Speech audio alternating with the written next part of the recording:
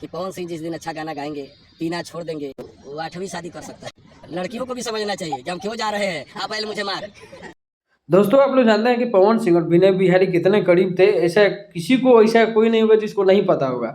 और विनय बिहारी काफी दिनों से पवन सिंह को लगातार टारगेट करते रह रहा है, चाहे कोई भी उनका इंटरव्यू आ जाए पवन सिंह का चर्चा नहीं हो ही नहीं सकता है। अभी का एक और इंटरव्यू आया है जिसमें बहुत ज्यादा बयान उन्होंने फालतू फालतू दे दिया है, जो मुझे अच्छा नहीं लगा।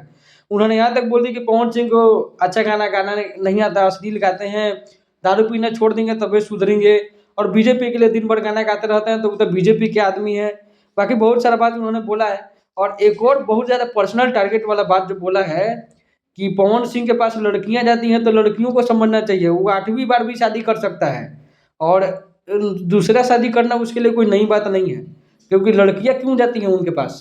अब सांड के पास जाइएगा, बैल के पास, क्या बैल मुझे मारता आपको मारबे करेगा। तो इस तरह का पर्सनल टारगेट करना विनय बिहारी जैसे व्यक्तित्व के लिए शोभा नहीं देता है।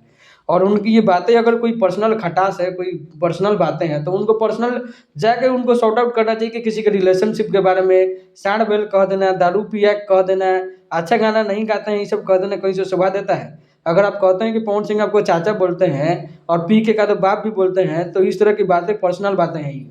दोस्तों बिना बिहारी को अब समझने की जरूरत है, बहुत ज़्यादा हद पार करना है। बाकी आप अपनी राय जरूर दीजिएगा कि बिना बिहारी कहाँ तक सही है और कहाँ तक गलत है।